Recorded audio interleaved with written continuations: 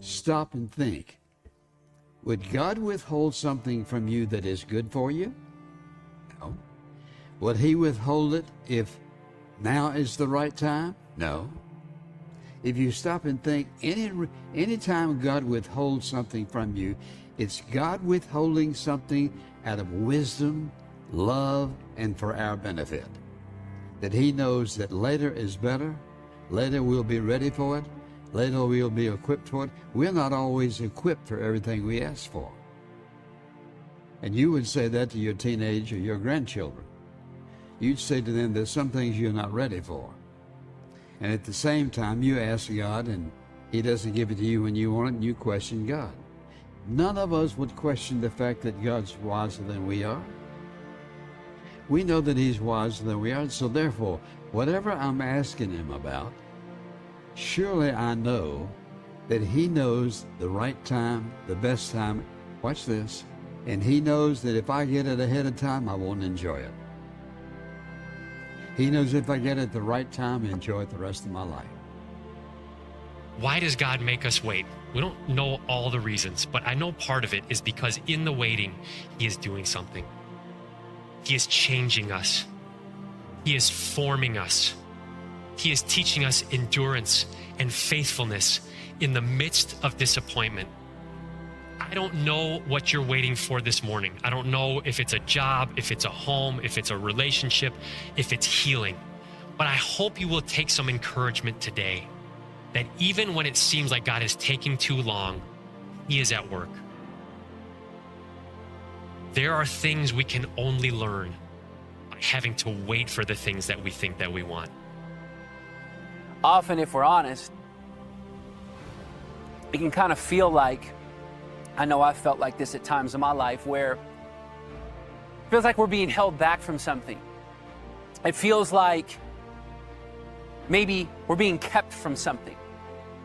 But in reality, I want you to shift your perspective. You're not being held back. You're not being kept from something. You are actually being prepared for something. There's a big difference there. God is not keeping you back or holding you back. Man is not keeping that doesn't exist when you're following Jesus. What you need to understand is every season is strategic. You are actually being prepared right now for something that God has for you. It's easy to try to speed things up, because the mistake we can make often is we get in a hurry. We want to hurry things. We don't have patience, and so we end up taking matters into our own hands and trying to get something that is rightfully ours at the wrong time. There are other times we can take matters into our own hands when maybe we feel like we're falling behind. Maybe you feel like you're falling behind today. Maybe you see people in your company getting promoted before you when you were maybe next in line. You've been there for years. Maybe you see your neighbors closing on that house, getting that house they always dreamed of, and you feel like you're almost falling behind, and you have this temptation to feel like you need to take matters into your own hands just to keep up. It's a temptation we all get. But may I encourage you that God is in control of your life, and what has your name on it can't be taken by anybody else. There is one you. There is one purpose for you. And God says that he has blessings stored up for the righteous. He has blessings stored up with your name on it. And no one else can get what has your name on it. No one else can get the spouse that is made for you. No one else can get that promotion that is designed for you. No one else can get that territory or that property or that relationship that is designed for you. It is a divine appointment for you.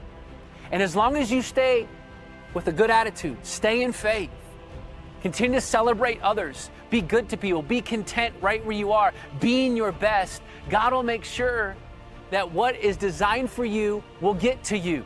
And trust me, when you do experience it, it will be worth the wait. Do not run ahead of God. Do not run ahead of God. And can I tell you, that's easier said than done. I want us to grasp this. God has an appointed time on his calendar to bring your dream to pass.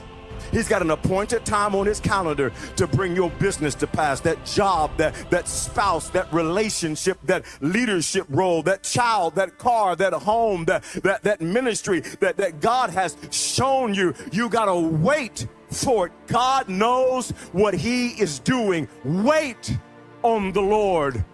May God find us waiting faithfully, because it is really easy to lose patience and want to take matters into our own hands. The problem with that is we are not God, and we cannot do the things that God does. I'm thinking of Abraham and Sarah in the Old Testament, who God was like, I am going to give you a son. And eventually they were like, God, you're taking too long, so we're gonna take matters into our own hands. And when we try and do it, generally we just really mess it up. So may we understand that there is a reason for the waiting, and may we be found faithful in the midst of the waiting, whatever it is that you are waiting for. You see, what God does in us while we wait, what he does in us while we wait, is just as important as the thing that you are waiting for. I'm going to say that again. What God does in us while we wait is just as important as the thing that we are waiting for.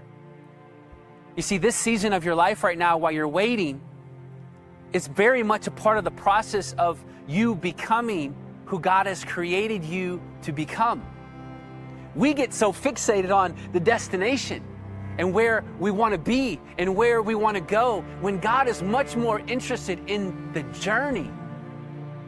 And the reason he's interested in the journey is because if we don't learn what we need to learn in the journey, if we don't grab a hold of the lessons that he wants to teach us in the journey, if we don't learn to trust him and increase our faith while we wait, then we will never be able to sustain the place and the blessings and the promise that he wants to bring to us.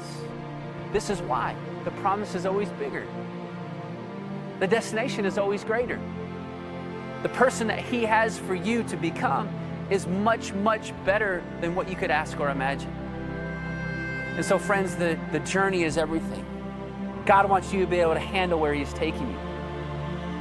So remember this. God in his wisdom and love always has a very specific reason for causing us to wait for some particular thing that we're asking about. Because watch this. All we see is what's in front of us. God sees not only what's in front of us, but he sees what's beyond it.